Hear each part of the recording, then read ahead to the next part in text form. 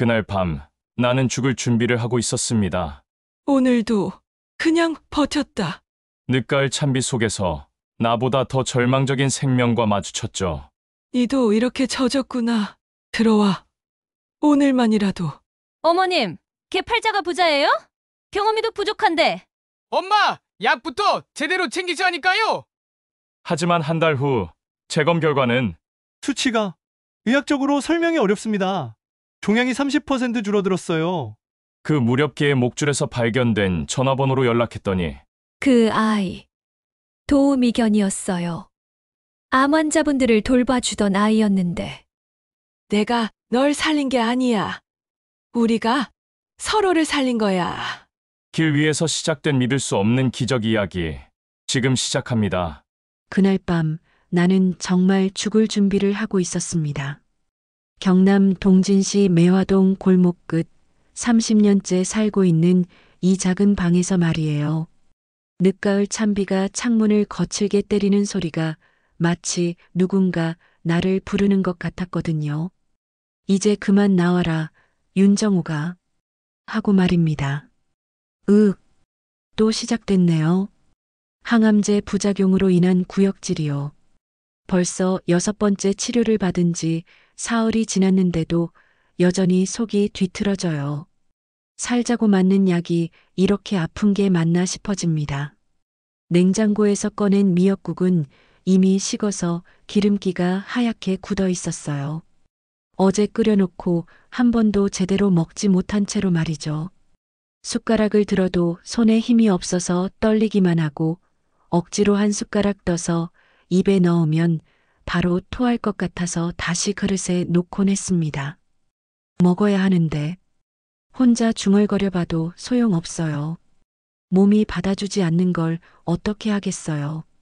그냥 물이라도 조금씩 마시며 하루를 버텨내는 게 고작이었습니다. 시계를 보니 오후 3시. 평소 같으면 폐지 수집을 나갈 시간이에요. 동네 상가들에서 나오는 박스와 신문지를 주워 모으는 일말입니다. 한 달에 10만 원 정도밖에 안 되지만 그래도 병원비에 보태려면 쉴 수 없거든요. 하지만 오늘은 몸을 일으킬 수가 없었어요. 다리에 힘이 하나도 없고 어지러워서 일어서기만 해도 휘청거렸습니다. 그냥 오늘 하루만 쉬자. 스스로에게 변명을 하면서도 마음 한편으론 불안했어요. 하루 쉬면 이틀, 사흘로 늘어날 게 뻔하고 그러다 보면 아예 나갈 힘도 없어질 테니까요. 그때 핸드폰이 울렸습니다. 엄마, 약은 꼬박꼬박 드셨어요? 성우 목소리예요. 우리 아들은 택배기사라 바빠서 자주 연락은 못하지만 그래도 일주일에 한두 번은 안부를 물어보거든요. 응, 알지. 대답은 그렇게 했지만 눈앞에 놓인 약봉지는 어제껏 그대로였어요. 아침에 먹어야 할 항구토제부터 저녁에 복용할 소화제까지 하나도 손대지 않은 채로 말이죠. 엄마 목소리가 왜 그래요? 몸 안 좋으세요? 괜찮아. 비가 와서 그래. 거짓말이었죠. 몸이 괜찮을 리 없고 비 때문이 아니라 하루하루가 버거워서 그런 거였어요. 하지만 아들한테 걱정 끼치고 싶지 않았거든요. 이 나이에 자식 신세 지는 것도 미안한데 애까지 태우고 싶지 않았습니다. 그래도 약은 꼭 드세요. 안 그러면 병이 더 심해질 수 있어요. 알았다고 했잖아. 말투가 조금 날카로워졌나요? 성우가 잠시 말이 없더니 한숨을 쉬는 소리가 들렸어요. 엄마, 저도 걱정돼서 그러는 거예요. 미정이도 엄마 걱정 많이 해요. 미정이는 우리 며느리예요. 결혼한 지 벌써 10년이 넘었는데 아직도 서먹한 게 사실입니다. 특히 내가 아픈 뒤로는 더욱 그래졌어요. 병원비 때문에 부담을 느끼는 것 같더라고요. 알겠어. 약 먹을게. 그럼 내일 시간 되면 들를게요. 반찬도 좀 가져다 드리고. 괜찮다. 바쁜데 뭘. 엄마. 성우가 뭔가 더 말하려다가 멈췄어요. 아마 혼자 지내지 말고 우리 집으로 오라고 하려던 모양이에요. 하지만 그 말을 끝까지 하지는 못했죠. 며느리가 반기지 않는다는 걸 알고 있으니까요. 그럼 연락드릴게요. 응, 조심해서 일해. 전화를 끊고 나니 더 허전해졌어요. 아들의 목소리에서 걱정은 느껴졌지만 동시에 어쩔 수 없는 거리감도 있었거든요. 결혼해서 가정을 꾸린 아들에게 나는 이제 챙겨야 할 짐이 된 것 같았어요. 약봉지를 바라보며 한참을 앉아 있었습니다. 먹어야 한다는 건 알지만 약을 삼키는 순간 더 심한 메스꺼움이 올 것 같아서 차마 손이 가지 않았어요. 내일은 먹자. 그렇게 또 하루를 미뤘습니다. 창밖으로 비가 더 세게 내리기 시작했어요. 가로등 불빛이 빗줄기에 번져 보이고 골목 어딘가에서 빗물이 하수구로 떨어지는 소리가 계속 들렸습니다. 이런 날이면 예전에는 따뜻한 차라도 끓여 마시곤 했는데 지금은 그럴 기력도 없었어요. 그냥 이불을 목까지 끌어당기고 누워서 비 소리를 들었습니다. 오늘도 그냥 버텼다. 항상 하는 말이었어요. 치료받고 집에 돌아와서 하루를 마무리할 때마다 하는 말이었습니다. 살았다는 것도 아니고 견뎠다는 것도 아니고 그냥 버텼다는 말밖에는 할 수 없었거든요. 시계 바늘이 저녁 6시를 가리켰을 때 나는 문득 궁금해졌어요. 이렇게 하루하루 버티기만 하는 삶이 언제까지 계속될까 하고 말이에요. 그리고 언젠가는 더 이상 버틸 수 없는 날이 올 텐데 그때는 어떻게 될까 하고요. 하지만 그런 생각을 오래 하고 있을 수는 없었어요. 너무 무서워서요. 대신 눈을 감고 빗소리에 집중했습니다. 창문을 때리는 빗방울 소리, 처마에서 떨어지는 물소리, 골목을 흘러가는 빗물 소리. 그런데 그 소리들 사이로 뭔가 다른 소리가 섞여 들어왔어요. 끙, 끙. 처음에는 빗소리에 섞인 바람 소리인 줄 알았어요. 하지만 자세히 들어보니 뭔가 살아있는 것이 내는 소리 같았습니다. 호기심이 생겨서 창문 쪽으로 몸을 돌렸어요.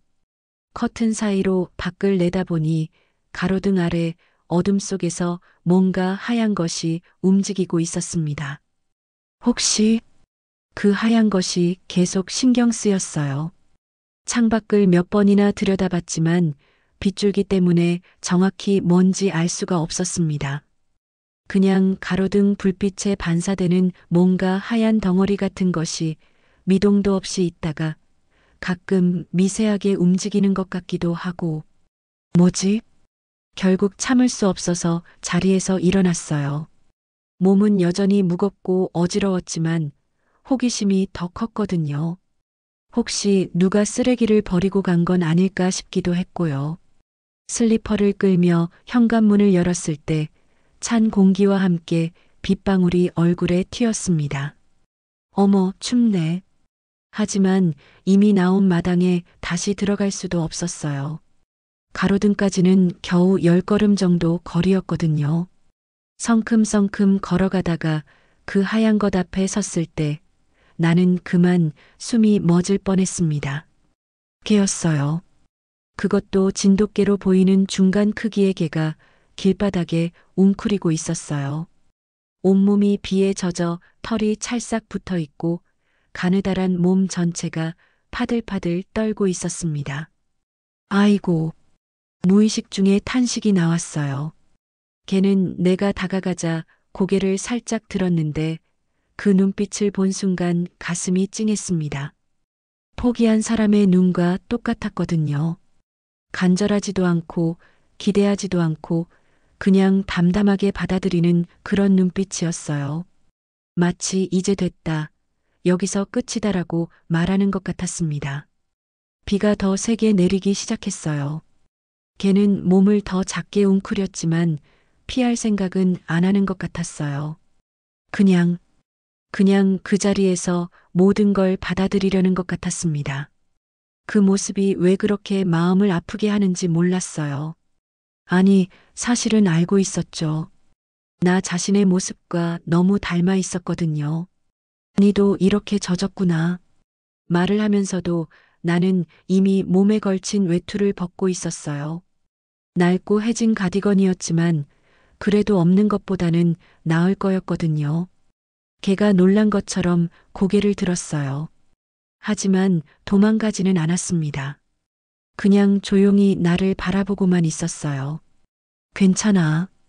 무섭지 않아. 외투를 걔의 몸 위에 살며시 덮어주었어요. 젖은 털 사이로 느껴지는 체온이 생각보다 차가웠습니다. 얼마나 오래 여기 있었던 걸까요? 걔가 작게 끙 소리를 냈어요. 고마움인지 아픔인지 알 수 없는 소리였지만 그 소리를 듣는 순간 나도 모르게 눈물이 났습니다.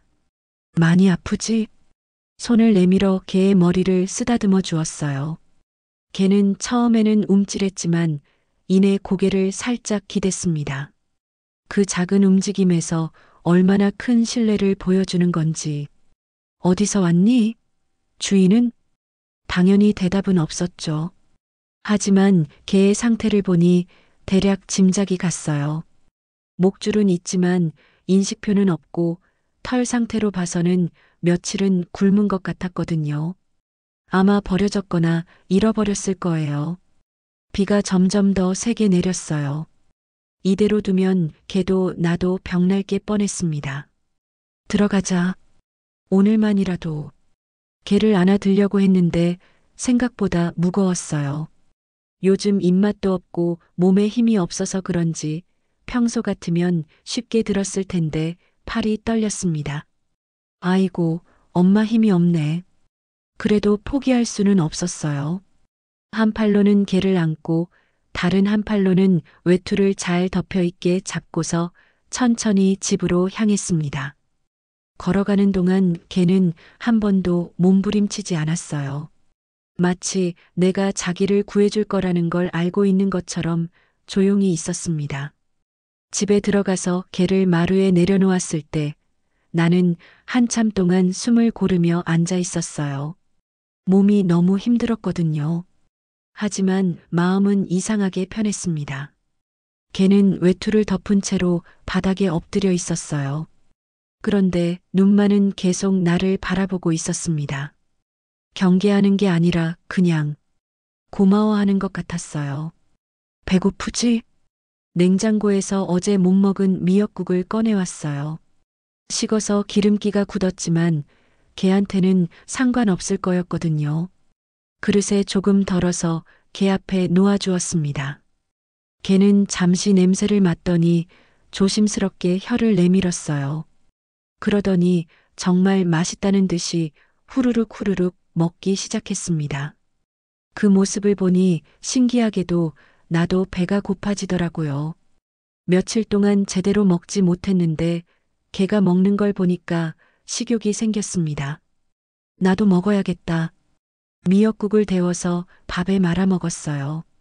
평소 같으면 몇 숟가락 먹고 토할 것 같았는데 오늘은 이상하게 목으로 넘어갔습니다.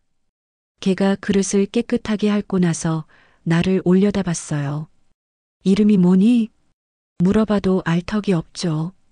하지만 뭔가 부를 이름은 있어야 할 것 같았어요. 하얀 털이니까 백구? 어때? 걔가 꼬리를 살짝 흔들었어요. 마음에 든다는 뜻인가요? 백구구나. 잘 부탁해. 그날 밤 백구는 마루 한쪽에 자리를 잡고 잤어요. 나는 방에서 누웠는데 이상하게도 오랜만에 마음이 편했습니다. 며칠 동안 제대로 잠들지 못했는데 백구가 있다는 것만으로도 덜 외로웠어요. 가끔 백구가 자는 소리, 뒤척이는 소리가 들렸는데 그게 방해가 되기는커녕 오히려 위로가 됐습니다. 내일 아침에는 뭘 줄까? 그런 생각을 하다가 잠이 들었어요. 정말 오랜만에 누군가를 걱정하는 마음으로 잠이 든 밤이었습니다. 아침에 눈을 떴을 때 백구는 여전히 그 자리에 있었어요. 나를 보더니 꼬리를 살짝 흔들었습니다. 잘 잤니? 대답 대신 백구가 현관문 쪽으로 고개를 돌렸어요. 나가고 싶다는 뜻인가 봐요. 그래, 나가자. 산책도 해야지. 그렇게 우리의 첫 산책이 시작됐습니다. 첫 산책은 겨우 100걸음 정도였어요. 백구가 문 앞에서 멈춰 서더니 나를 올려다봤거든요. 이 정도면 충분해요라고 말하는 것 같았습니다. 나도 사실 숨이 차서 더 걸을 수 없었고요. 그래, 오늘은 여기까지 하자. 집으로 돌아와서 백구에게 물을 주고 나는 소파에 앉아서 한참 숨을 고르고 있었어요.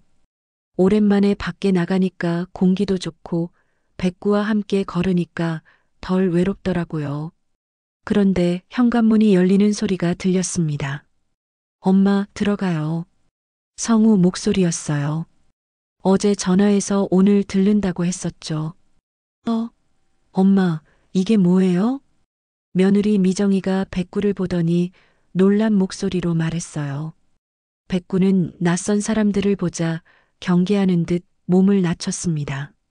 아, 어제 비 오는데 길에서 주워왔어. 주워왔다고요? 미정이의 목소리 톤이 한 옥타브 올라갔어요. 성우도 난처한 표정으로 백구를 바라봤고요. 엄마, 이거 어떻게 하실 생각이에요? 뭘 어떻게 해? 키우는 거지. 키운다고요? 미정이가 거의 소리를 지를 뻔했어요. 하지만 이내 목소리를 낮추며 말했습니다. 어머님, 지금 상황을 생각해 보세요. 병원비도 만만치 않은데 개까지 키우시면 어떻게 해요? 내가 벌어서 키울 거야. 무슨 말씀을? 폐지 주어서 한 달에 얼마나 되는데요? 미정이의 말이 날카로웠지만 틀린 말은 아니었어요. 실제로 폐지 수집으로는 한 달에 10만 원 정도밖에 안 되거든요. 성우가 조심스럽게 입을 열었어요. 엄마, 미정이 말이 맞아요. 개병원비부터가 만만치 않을 거예요. 예방접종, 건강검진, 사료비까지. 밥은 반씩 나눠 먹으면 돼. 병원은 아프면 그때 데려갈게. 엄마. 성우가 목소리를 높였어요. 엄마 약부터 제대로 챙기자니까요. 어제도 전화했을 때 목소리가 이상했잖아요. 약 안 드신 거 다 알아요. 가슴이 찔렸어요. 역시 들켰나 봐요. 그건 약 먹으면 속이 너무 아파서. 그래도 먹어야죠. 안 먹으면 어떻게 돼요? 성우의 목소리에 절박함이 있었어요. 며느리도 마찬가지였고요. 걱정해서 하는 말이라는 건 알겠는데 왜 이렇게 숨이 막히는지 모르겠어요. 미정이가 한숨을 크게 쉬었어요. 어머님, 솔직히 말씀드릴게요. 저희도 형편이 넉넉하지 않아요. 성우 아버지도 택배 일이 언제까지 할 수 있을지 모르고 아이들 교육비도 만만치 않고. 누가 도와달라고 했어? 그게 아니라요. 어머님이 아프시면 결국 저희가 모셔야 하는 거 아니에요? 그런데 개까지 키우시면. 말을 다 하지는 않았지만 의미는 분명했어요. 개까지 키우면 부담이 더 커진다는 뜻이었죠. 백구가 작게 끙소리를 냈어요. 분위기가 험악해지는 걸 느꼈나 봐요. 나는 백구 쪽으로 가서 머리를 쓰다듬어 주었습니다. 이 아이는 아무것도 잘못 안 했어. 엄마, 그게 문제가 아니잖아요. 성우가 답답하다는 듯 머리를 긁었어요. 감정적으로 접근하지 마세요. 현실적으로 생각해봐요. 엄마 혼자서 개를 제대로 돌볼 수 있어요?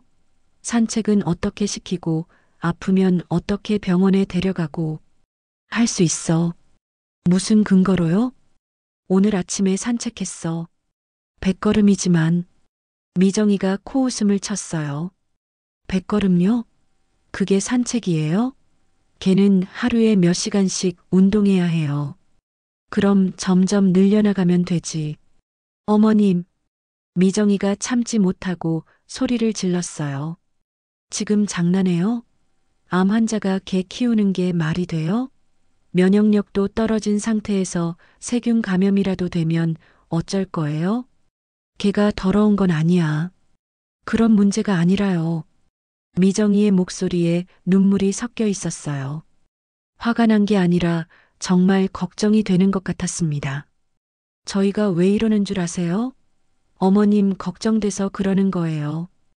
혼자 계시는 것도 불안한데 개까지 키우시면 정말 무슨 일이라도 생기면 어떡해요? 그때 백구가 일어나더니 내 옆에 바짝 붙어서 앉았어요. 마치 나를 보호하려는 것처럼요. 성우와 미정이가 그 모습을 보더니 잠시 말이 없었어요. 엄마, 성우가 조심스럽게 말했어요. 일주일만 더 생각해 보세요. 그리고 정 키우시려면 저희 집으로 오세요. 그럼 미정이가 도와드릴 수 있으니까. 미정이가 성우를 쏘아봤지만 성우는 모른 척 했어요. 됐어. 여기서 키울 거야. 엄마, 그리고 너희 집에는 안 갈 거야. 여기가 내 집이거든. 성우와 미정이가 서로 눈짓을 주고받았어요. 더 이상 말해봐야 소용없다는 표정이었습니다. 그럼 일단 오늘은 이만 갈게요. 미정이가 한숨을 쉬며 일어났어요. 어머님, 다시 한번 생각해 보세요. 정말 어머님을 위해서 하는 말이에요. 알았어. 하지만 마음을 바꿀 생각은 없었어요. 성우와 미정이가 나간 후 집은 다시 조용해졌어요. 백구가 내 발치에 앉아서 고개를 기대고 있었습니다. 미안해, 백구야. 너 때문에 시끄러웠지? 백구가 꼬리를 살짝 흔들었어요. 저녁을 먹고 약을 먹으려는데 오늘은 이상하게 먹을 수 있을 것 같았어요. 백구가 지켜보고 있어서 그런가 봐요. 엄마가 약 먹는 거 봐. 아프면 안 되거든.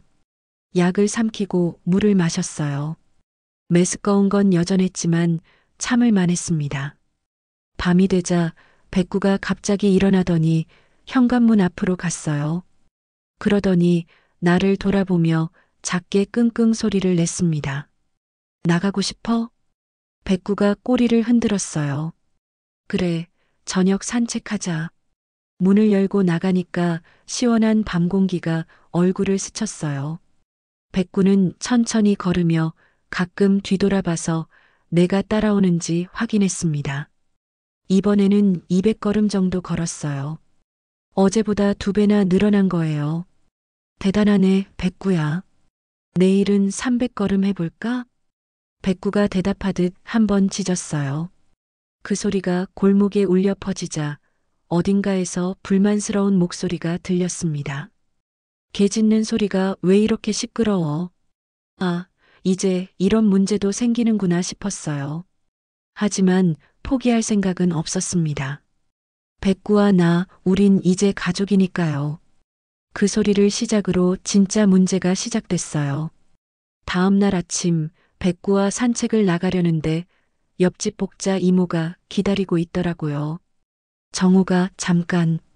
복자 이모는 같은 나이 또래라 말을 편하게 하는 사이였어요. 하지만 오늘은 표정이 좀 심각했습니다. 어젯밤에 개 짖었지? 한 번 정도. 아니야. 나는 괜찮은데 위층 김신에서 민원 넣을 거라고 하더라. 밤에 개 짖는 소리 때문에 잠 못 잔다고. 가슴이 철렁했어요. 아직 시작도 안 했는데 벌써 민원이라니. 미안해, 복자야. 앞으로 조심할게. 그래도 뭐. 하루 이틀 짖는 거야 그럴 수 있지. 근데 계속 키울 거야? 응. 힘들 텐데. 복자 이모가 백구를 내려다봤어요. 백구는 꼬리를 살짝 흔들며 인사하듯 고개를 숙였습니다. 그래도 얘가 착해 보이네. 사람 눈치도 보고.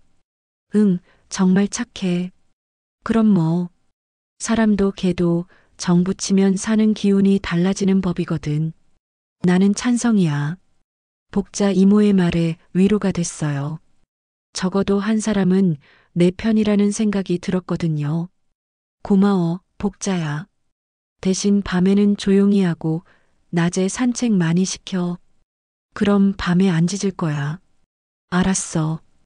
그날부터 낮 산책을 늘리기로 했어요. 어제 200걸음이었으니까 오늘은 300걸음을 목표로 잡았습니다. 놀라운 건 걸을 수 있다는 거였어요. 백구와 함께 걸으면 신기하게도 숨이 덜 찼어요. 백구가 내 속도에 맞춰서 천천히 걸어주기 때문에 무리가 안 됐거든요. 오늘은 300걸음까지 가보자.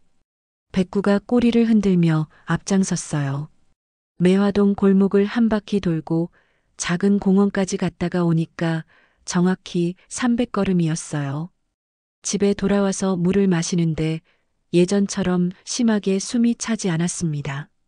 신기하네. 일주일이 지났을 때는 400걸음까지 늘어났어요.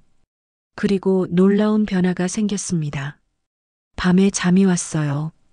항암 치료를 시작한 후로 불면증이 심했는데 백구와 산책을 시작하고 나서는 밤에 자연스럽게 잠이 들었어요. 아침에도 예전보다 일찍 일어날 수 있었고요. 백구야, 우리 오늘은 500걸음 도전해 볼까?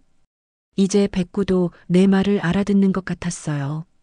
산책 시간이 되면 현관문 앞에서 기다리고 있고 내가 가자고 하면 신나게 꼬리를 흔들었거든요. 500걸음을 걸으려면 시장까지 가야 했어요. 좀 멀긴 했지만 할 수 있을 것 같았습니다. 시장에 도착했을 때 채소가게 사장님이 저를 알아봤어요. 정욱이 이모네.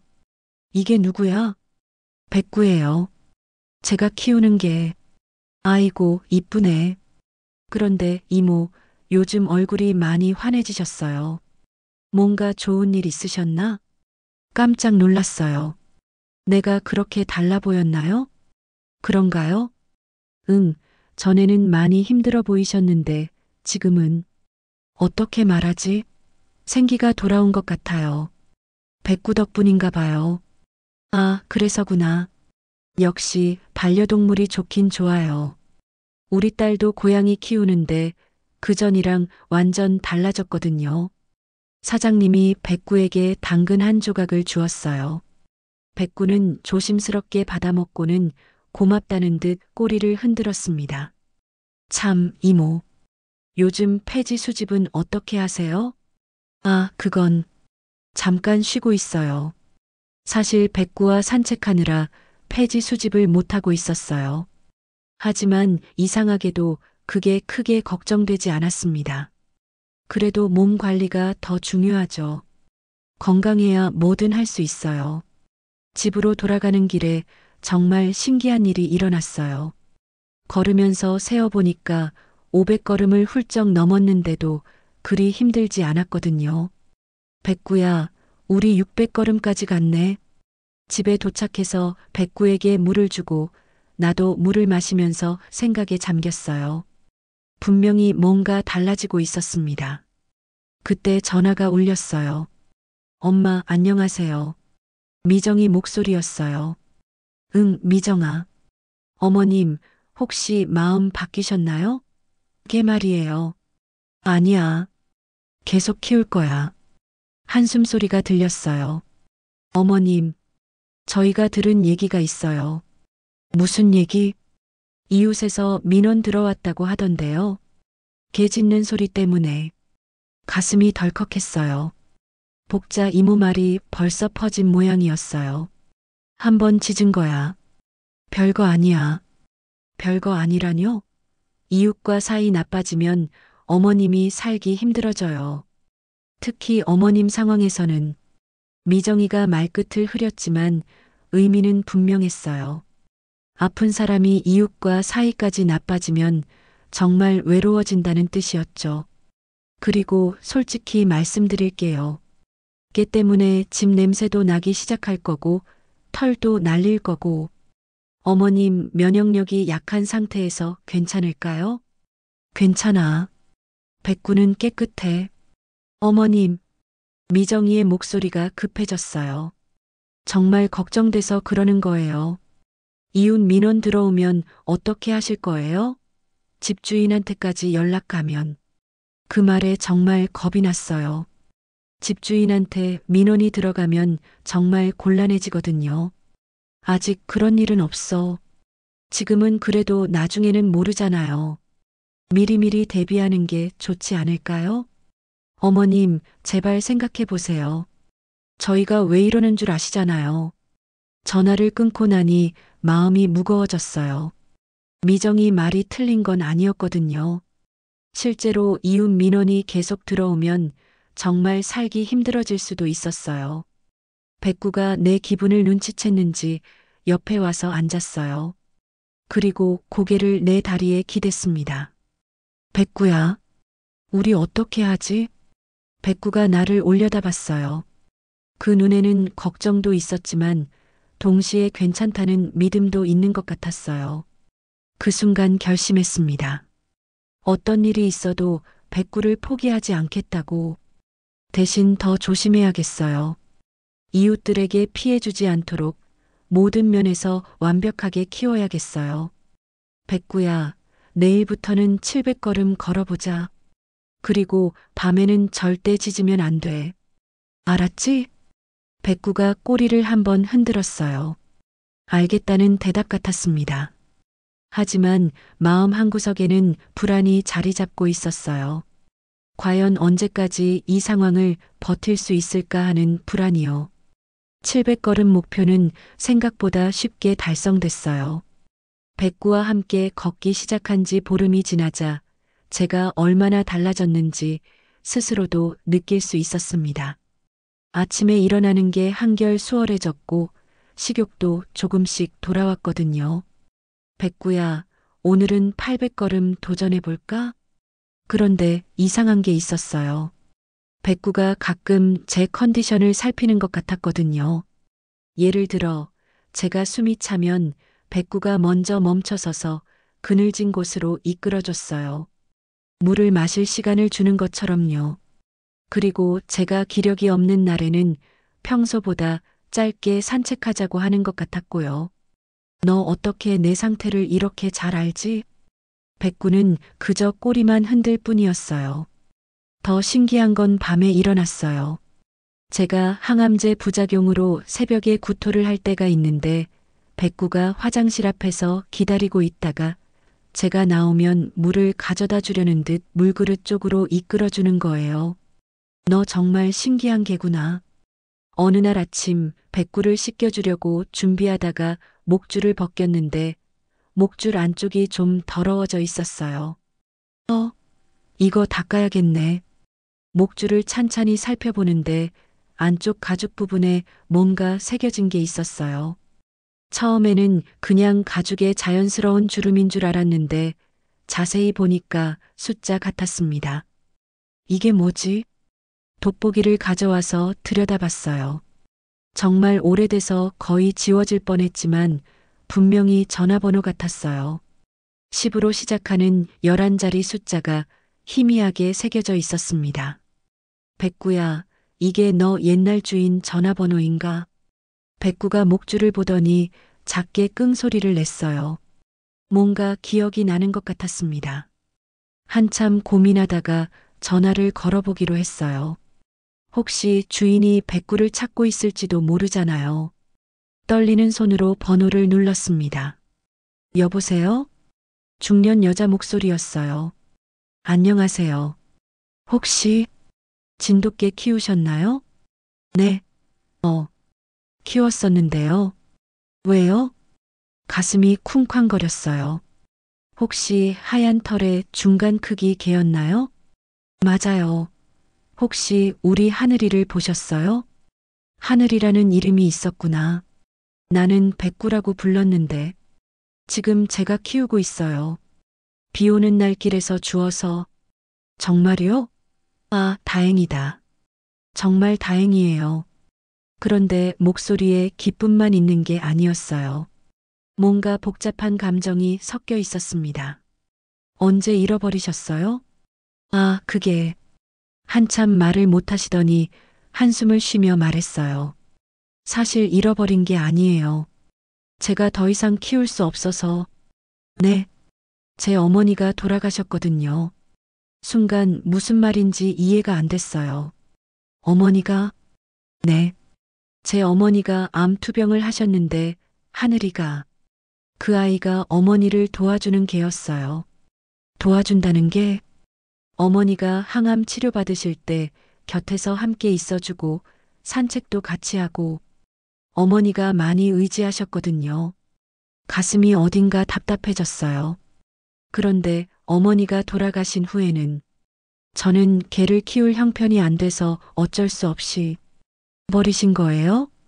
버린 게 아니라 새 주인을 찾아주려고 했는데 하늘이가 자꾸 도망가더라고요. 아마 어머니를 찾아다니는 것 같았어요. 눈물이 났어요. 백구가, 아니 하늘이가 돌아가신 할머니를 찾아 헤매다가 나를 만난 거였구나. 그 아이가 정말 특별한 게예요. 어떻게 특별한가요? 어머니 병간호를 정말 잘했어요.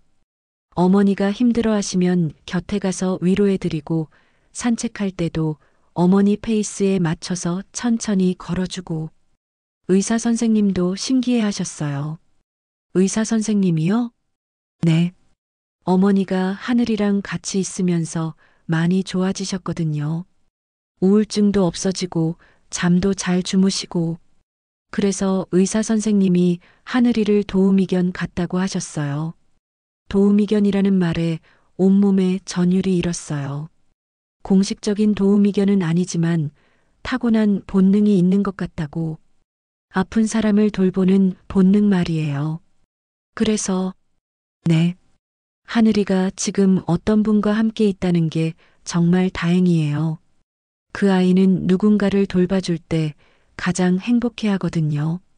전화를 끊고 나서 한참 동안 멍하니 앉아 있었어요. 백구, 아니 하늘이가 나를 올려다보고 있었어요. 그 눈빛에서 이제야 알 것 같았어요. 처음 만났을 때부터 왜 그렇게 자연스럽게 나를 따라왔는지, 왜 내 컨디션을 그렇게 잘 아는지. 하늘아. 이름을 부르자 하늘이가 꼬리를 흔들었어요. 역시 자기 이름을 기억하고 있었구나. 너 할머니 보고 싶지? 하늘이가 작게 끙소리를 냈어요. 할머니는 하늘에 계시고 이제 나를 돌봐줄 거야? 하늘이가 내 손을 핥았어요. 그 따뜻한 혀의 감촉에 눈물이 쏟아졌습니다. 고마워, 하늘아. 정말 고마워. 이제 알겠어요. 왜 내가 하늘이와 함께 있으면서 조금씩 나아지고 있는지. 이 아이는 정말로 아픈 사람을 돌보는 본능을 가지고 있었던 거예요. 그리고 돌아가신 할머니를 찾아 헤매다가 나 같은 또 다른 환자를 만나서 다시 자신의 사명을 찾은 거고요. 우리 운명이었나 봐. 하늘이를 꼭 안고 있는데 이 아이의 체온이 그 어떤 약보다도 따뜻하게 느껴졌어요. 그런데 문득 걱정이 됐어요. 만약 아들과 며느리가 이 사실을 안다면 하늘이를 더욱 못마땅하게 여길까요? 아니면 이해해 줄까요? 하늘이가 고개를 들어 나를 바라봤어요. 그 눈빛에는 걱정하지 마세요라는 메시지가 담겨 있는 것 같았어요. 그래, 걱정하지 말자. 우리 함께니까. 이제 하늘이라고 부를까, 백구라고 부를까 고민이 되네요. 하지만 어떤 이름이든 상관없어요. 이 아이가 내 곁에 있다는 것만으로도 충분하니까요. 밤이 되자 하늘이가 평소처럼 산책을 하자고 현관문 앞에 앉았어요. 가자, 하늘아. 오늘은 900걸음 도전해보자. 하늘이가 기쁘게 꼬리를 흔들며 앞장섰어요. 걸으면서 생각했어요. 이 아이와 함께라면 정말로 나을 수 있을 것 같다고. 하늘이와 함께한 지 한 달이 지났을 때 정기 검진 날이 다가왔어요. 솔직히 불안했습니다. 지난 한 달 동안 몸이 좋아진 것 같긴 했지만 그게 정말 의학적으로 의미 있는 변화일까 싶었거든요. 하늘아, 엄마 병원 가는 동안 집에서 기다리고 있어. 하늘이가 아쉬운 듯 끙끙 소리를 냈어요. 평소 같으면 같이 나가자고 조르는데 병원은 걔가 들어갈 수 없다는 걸 아는 것 같았어요. 금방 올게. 동진의료원 종양내과에 도착해서 피 뽑고 엑스레이 찍고 결과 나올 때까지 기다리는 동안 정말 초조했어요. 하늘이가 없으니까 더 불안하더라고요. 윤정옥 환자분, 진료실로 들어오세요. 한지호 의사 선생님 앞에 앉았을 때 선생님 표정이 좀 이상했어요. 나쁜 소식일까봐 가슴이 철렁했습니다. 어떤가요, 선생님? 이걸 어떻게 설명해야 할까요? 선생님이 검사 결과지를 보면서 고개를 갸웃거렸어요. 나쁜 건가요? 아니요, 오히려 그 반대예요. 수치가 많이 좋아졌습니다. 네. 염증 수치도 떨어지고 종양 표지자도 현저히 감소했어요. 그리고 체중도 2kg 늘었고 믿을 수가 없었어요. 정말요? 네. 그런데 솔직히 말씀드리면 이 정도 변화는 의학적으로 설명이 쉽지 않습니다. 무슨 뜻이에요? 약물 치료 효과가 이렇게 급격하게 나타나는 경우는 드물거든요. 혹시 생활 패턴에 큰 변화가 있으셨나요? 하늘이가 떠올랐어요. 매일 산책하고 규칙적으로 식사하고 밤에 잠도 잘 자게 됐고 산책을 많이 하기 시작했어요. 아, 그것도 도움이 됐을 수 있어요. 운동은 면역력 향상에 도움이 되니까요. 다른 건 없으세요? 개를 키우기 시작했어요. 선생님이 고개를 끄덕였어요. 반려동물이 환자분들의 정신적 안정에 많은 도움이 되죠. 우울증이 개선되고 삶의 질이 향상되면 면역력도 함께 좋아질 수 있어요. 그럼 계속 좋아질 수 있는 건가요? 현재 상태로는 매우 긍정적입니다. 하지만 재검을 한번 더 해보는 게 좋겠어요. 이런 급격한 변화는 확인이 필요하거든요. 재검이요? 네. 일주일 후에 다시 한번 검사해보죠. 그때도 이 수치가 유지되면 정말 놀라운 일이에요. 병원에서 나오는 길에 가슴이 뛰었어요. 정말로 나아지고 있는 건가? 하늘이 덕분에? 집에 도착하니까 하늘이가 현관문 앞에서 기다리고 있었어요. 하늘아, 엄마 좋은 소식 가져왔어. 하늘이가 신나게 꼬리를 흔들며 뛰어왔어요. 마치 이미 알고 있었다는 듯이요. 그런데 기쁨도 잠시, 저녁에 성우와 미정이가 찾아왔어요. 엄마, 병원 다녀오셨다며요? 응, 다녀왔어. 결과 어땠어요? 좋아졌대. 성우와 미정이가 서로 눈을 마주쳤어요. 얼마나 좋아졌는데요? 수치가 많이 떨어졌다고 하더라. 그게 말이 돼요? 미정이가 의심스러운 표정으로 말했어요. 한 달 만에 갑자기 좋아진다고요? 검사 잘못된 거 아니에요? 의사 선생님이 그런 건 없다고 했어. 성우가 난처한 표정으로 말했어요. 엄마, 저희도 기쁘긴 한데 너무 갑작스러워서요. 정말 확실한 거예요? 의사 선생님이 일주일 후에 재검하자고 하더라. 미정이의 목소리에 여전히 의심이 서려 있었어요. 어머님, 혹시 다른 치료 받으시는 거 없으시죠? 민간요법이나 그런 거 안 해. 그럼 왜 갑자기? 그때 하늘이가 거실로 들어왔어요. 미정이를 보더니 경계하는 듯 낮게 으르렁거렸습니다. 저것 봐요. 걔가 사람한테 으르렁거려요. 하늘아, 안 돼. 하늘이가 즉시 멈췄지만 미정이의 기분은 이미 상해 있었어요. 어머님, 이런 상황에서 걔가 스트레스까지 주면 어떡해요? 좋아졌다는 수치도 다시 나빠질 수 있어요. 하늘이는 나한테 도움이 돼. 무슨 도움이요? 감염 위험만 높이고 이웃 민원만 늘리는데. 목소리가 점점 높아졌어요. 그리고 솔직히 말씀드릴게요. 요즘 위층에서 계속 불만 제기해요. 개 냄새 올라온다고, 밤에 발톱 소리 난다고. 그런 말 안 했는데?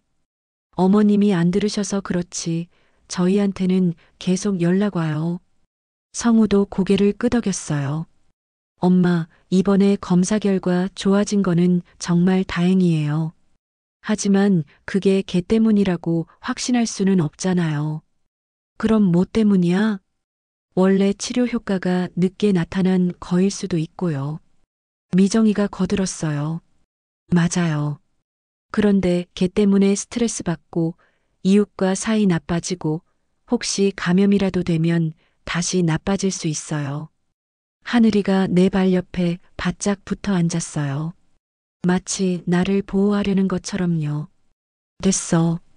하늘이는 내가 키울 거야. 어머님, 미정이가 소리를 질렀어요. 정말 이기적이시네요. 저희 걱정은 생각 안 하세요? 뭐가 이기적이야? 어머님 혼자 고집 부리시다가 큰일 나면 결국 저희가 책임져야 하는 거 아니에요? 그때 가서 후회해도 늦어요. 그 순간 하늘이가 일어나더니 미정이와 나 사이에 섰어요. 으르렁거리지는 않았지만 확실히 나를 지키려는 자세였습니다. 저것 봐요. 걔가 사람을 위협해요. 위협하는 게 아니야. 그럼 뭐예요? 저희가 어머님 해치려는 줄 알고 그러는 거예요? 말이 점점 격해졌어요. 성우가 말리려 했지만 소용없었습니다. 결국 성우와 미정이는 화를 내며 나갔어요. 집이 다시 조용해진 후 하늘이가 내 옆에 앉아서 고개를 기댔습니다. 고마워, 하늘아. 나를 지켜줘서. 그날 밤 잠들기 전에 하늘이가 내 침대 옆에 누워서 밤새 지켜주었어요. 마치 무슨 일이 있어도 내 곁을 지키겠다는 듯이요. 일주일 후 재검 결과가 우리 모두를 깜짝 놀라게 할 줄은 그때는 몰랐습니다. 재검 날이 왔어요. 이번에는 하늘이와 함께 병원 근처까지 갔습니다. 물론 하늘이는 병원 앞 벤치에서 기다려야 했지만 그래도 가까이 있다는 것만으로도 마음이 든든했어요. 하늘아, 여기서 기다리고 있어. 금방 올게. 하늘이가 고개를 끄덕이는 것 같았어요. 진료실에 들어가서 한지호 의사 선생님을 마주했을 때 선생님 표정이 지난주보다 더 놀라 보였어요. 윤정욱 환자분, 어떤가요? 지난주 결과가 오류가 아니었습니다. 가슴이 쿵쾅거렸어요. 오히려 수치가 더 좋아졌어요. 종양 표지자가 거의 정상 범위에 가깝고 염증 수치도 현저히 떨어졌습니다. 정말요? 네. 의학적으로 표현하면 부분관해 상태입니다. 부분관해라는 말에 눈물이 핑 돌았어요. 그게 뭔 뜻이에요? 종양이 30% 이상 줄어들었다는 뜻입니다. 항암 치료에서 매우 긍정적인 반응이에요. 그럼 나을 수 있다는 거예요? 현재 추세로 보면 충분히 가능합니다. 하지만 정말 궁금한 게 있어요. 뭐요? 지난 한 달 동안 환자분에게 어떤 변화가 있었는지. 솔직히 이런 급격한 호전은 치료 효과만으로는 설명이 어렵거든요. 매일 산책하고 규칙적으로 생활하고 그리고 개와 함께 지내고 있어요. 삶의 질이 크게 바뀌셨군요. 그게 면역력을 돕습니다. 스트레스가 줄어들고 우울증이 개선되면서 몸의 자연 치유력이 활성화된 거예요. 정말 그런 게 가능해요? 물론입니다. 의학적으로도 입증된 사실이에요. 특히 반려동물과 함께 생활하면서 얻는 정서적 안정감은 면역 체계에 매우 긍정적인 영향을 미칩니다. 병원에서 나와서 하늘이를 보는 순간 눈물이 쏟아졌어요. 하늘아, 엄마 나아지고 있어. 너 덕분이야. 하늘이가 내 주위를 뱅글뱅글 돌며 기뻐했어요. 집에 와서 바로 성우에게 전화했습니다. 성우야, 재검 결과 나왔어. 어떤데요? 부분관해래. 종양이 30% 줄어들었다고 해. 전화 너머로 한동안 말이 없었어요. 정말이요? 엄마, 정말이에요? 응. 의사 선생님이 직접 그러셨어. 어떻게 그런 일이. 목소리에 놀라움과 기쁨이 섞여 있었어요. 저녁에 미정이랑 같이 갈게요. 결과지도 보고 싶고. 1시간 후 성우와 미정이가 왔어요. 이번에는 표정이 완전히 달랐습니다. 어머님, 정말 축하드려요. 미정이가 진심으로 기뻐하는 것 같았어요. 결과지 좀 볼 수 있을까요? 결과지를 보여주니까 둘 다 놀란 표정이었어요. 이게 가능한 일이에요?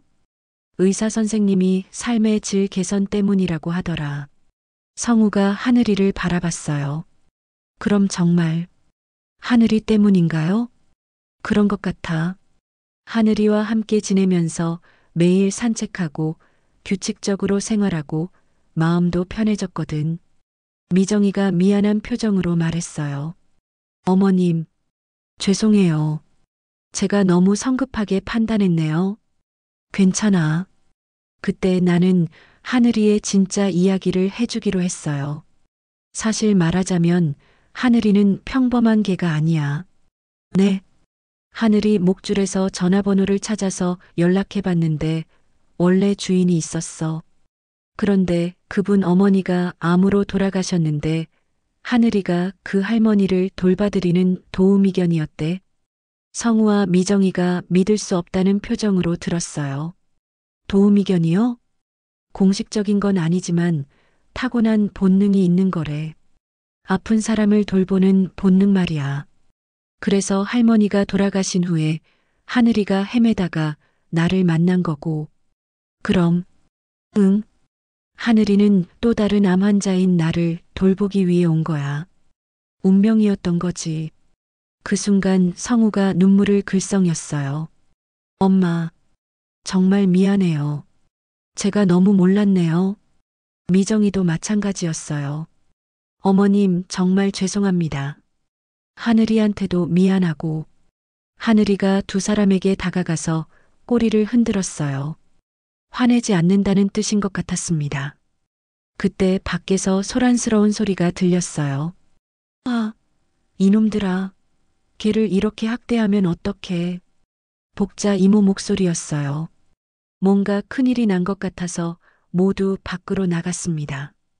골목 저쪽에서 동물보호단체 사람들과 경찰이 위층 김씨네 집 앞에 모여 있었어요. 무슨 일이에요? 복자 이모가 분노에 찬 목소리로 말했어요. 김씨네가 개 한 마리 키우면서 학대하고 있었대.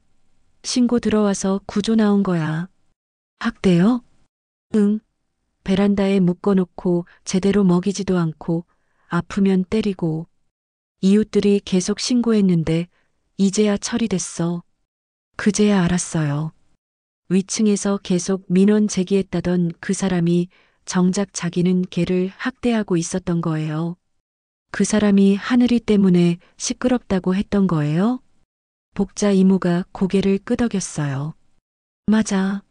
자기는 개를 그렇게 키우면서 남에게는 시끄럽다고 하고. 정말 뻔뻔하지. 성우가 중얼거렸어요. 그럼 우리가 괜히 걱정했던 거네요. 미정이도 한숨을 쉬었어요. 어머님, 정말 죄송해요. 저희가 너무 성급했어요. 동물보호단체에서 구조된 개를 데리고 나오는 걸 보니까 정말 마음이 아팠어요. 그 개는 너무 야위어서 뼈가 다 보였거든요. 하늘이가 그 모습을 보더니 작게 끙끙 소리를 냈어요. 같은 개로서 안타까운 마음이었을 거예요. 하늘아, 괜찮아. 이제 그 개도 좋은 곳으로 갈 거야. 그날 저녁 성우와 미정이는 완전히 달라진 모습이었어요. 엄마, 앞으로는 하늘이 일까지 저희가 도와드릴게요. 그리고 어머님, 하늘이한테 정말 고마워요. 어머님을 이렇게 건강하게 만들어줘서. 미정이가 하늘이를 쓰다듬으며 말했어요. 하늘아, 미안했어. 엄마를 잘 부탁해. 하늘이가 기쁘게 꼬리를 흔들었어요. 나는 이 모든 상황이 꿈만 같았어요. 불과 한 달 전만 해도 죽을 준비를 하고 있었는데 지금은 가족들의 축복 속에서 하늘이와 함께 새로운 희망을 품고 있으니까요. 정말 기적이야. 성우가 말했어요. 엄마, 하늘이가 진짜 천사견인 것 같아요. 저도 그렇게 생각했어요. 하늘이는 단순한 개가 아니라 정말로 생명을 구하는 사명을 가진 특별한 존재였던 거예요. 그렇게 3달이 흘렀어요. 이제 하늘이와 함께 매일 800걸음씩 걷는 게 일상이 됐습니다. 몸무게도 5kg이나 늘었고 식욕도 완전히 돌아왔어요. 무엇보다 아침에 눈 뜨는 게 즐거웠습니다. 하늘아, 오늘도 산책 가자. 하늘이가 신나게 꼬리를 흔들며 현관문 앞에서 기다리고 있었어요. 12월 초 날씨가 제법 추워졌지만 우리의 산책은 계속됐습니다. 하늘이가 추위를 별로 타지 않는 진돗개라서 오히려 더 활발해졌거든요. 성우와 미정이도 일주일에 한 번씩은 꼭 들러서 안부를 물었어요. 그리고 하늘이를 위한 간식이나 장난감도 가져다 주고요. 어머님, 얼굴이 정말 좋아지셨어요. 미정이가 진심으로 말했어요. 하늘이가 어머님 주치의네요. 그러게. 이 아이가 나를 살렸어. 하늘이를 쓰다듬으며 말했을 때 하늘이가 살짝 웃는 것 같았어요. 어느 날 아침 창밖을 보니까 하얀 눈이 내리고 있었어요. 올겨울 첫눈이었습니다. 하늘아, 눈 와. 하늘이가 창문 쪽으로 달려가서 밖을 내다봤어요. 그러더니 나를 돌아보며 꼬리를 흔들었습니다. 산책하자는 뜻이었어요. 그래, 첫눈에 산책하면 소원이 이루어진다잖아. 외투를 두껍게 입고 하늘이와 함께 밖으로 나갔어요. 눈이 소복소복 내려서 세상이 온통 하얀 담요를 덮은 것처럼 아름다웠습니다. 하늘아, 오늘은 특별한 날이니까 특별한 도전을 해보자. 하늘이가 고개를 갸웃거렸어요. 1000걸음 걸어보자. 할 수 있지? 하늘이가 힘차게 한번 짖었어요. 할 수 있다는 대답 같았습니다. 걷기 시작했어요. 평소보다 천천히 하지만 꾸준히 걸었습니다. 눈이 내리는 골목길, 작은 공원, 시장 앞 광장까지. 중간에 숨이 찰 때마다 하늘이가 먼저 멈춰서서 쉬어가자고 했어요. 정말 배려심 많은 아이예요. 100, 200, 300. 걸음을 세면서 걸었어요. 놀라운 건 예전처럼 힘들지 않다는 거였어요. 하늘이와 함께 걸으면 시간도 빨리 가고 몸도 한결 가벼웠거든요. 700, 800, 900. 이제 1000걸음까지 200걸음 남았어요. 하늘아, 조금만 더 힘내자. 하늘이가 격려하듯 내 손을 살짝 핥았어요. 950, 960, 970. 심장이 뛰었어요. 정말로 1000걸음을 완주할 수 있을 것 같았거든요. 980, 990, 1000. 마침내 1000걸음을 완주했어요. 그것도 첫눈 내리는 날에. 하늘아, 우리 해냈어. 하늘이가 신나게 뛰어다니며 기뻐했어요. 나도 눈물이 나면서 웃음이 터졌습니다. 우리 약속 지켰지? 내년 첫눈엔 더 멀리 가보자. 하늘이가 대답하듯 꼬리를 힘차게 흔들었어요. 집으로 돌아오는 길에 복자 이모를 만났어요. 어머, 정우가 첫눈에 산책하네. 좋다. 응, 하늘이랑 1000걸음 걸었어. 어머나, 대단하네. 몇 달 전만 해도 집에서 나오기도 힘들어했는데. 그 말에 문득 예전 생각이 났어요. 몇 달 전 이맘때쯤에는 정말 죽을 준비를 하고 있었거든요. 그런데 지금은 정말 기적이야, 복자야. 맞아. 사람도 개도 서로 살리는 거요. 집에 와서 하늘이에게 따뜻한 물을 주고 나도 뜨거운 차를 끓여 마셨어요. 창밖으로 계속 눈이 내리고 있었습니다. 그때 전화가 울렸어요. 엄마, 저 성우예요. 밖에 눈 와요? 응, 첫눈이야. 첫눈에 뭐 하셨어요? 하늘이랑 산책했어. 1000걸음이나 걸었다니까. 정말요? 대단하시네요. 성우의 목소리에 진심 어린 감탄이 있었어요. 엄마, 정말 많이 좋아지셨어요. 보기만 해도 건강해 보이세요. 하늘이 덕분이지. 다음 주에 미정이랑 같이 갈게요. 하늘이 선물도 사가지고요. 고마워, 성우야. 전화를 끊고 하늘이를 바라봤어요. 하늘이는 마루에 누워서 편안하게 잠들어 있었습니다. 이 아이가 정말 내 생명을 구해줬구나. 그때 생각했어요. 나는 하늘이를 구했다고 생각했는데 사실은 하늘이가 나를 구한 거였다고. 비 오는 밤 길에서 만난 순간부터 하늘이는 자신의 사명을 알고 있었던 것 같아요. 또 다른 아픈 사람을 돌봐야 한다는 걸 말이에요. 그리고 나는 하늘이 덕분에 다시 살아갈 이유를 찾았고요. 매일 산책하고 밥 먹고 약 챙기고 그런 평범한 일상이 얼마나 소중한지 깨달았습니다. 저녁을 먹고 하늘이와 함께 소파에 앉아 있을 때 문득 감사한 마음이 벅차 올랐어요. 하늘아, 고마워.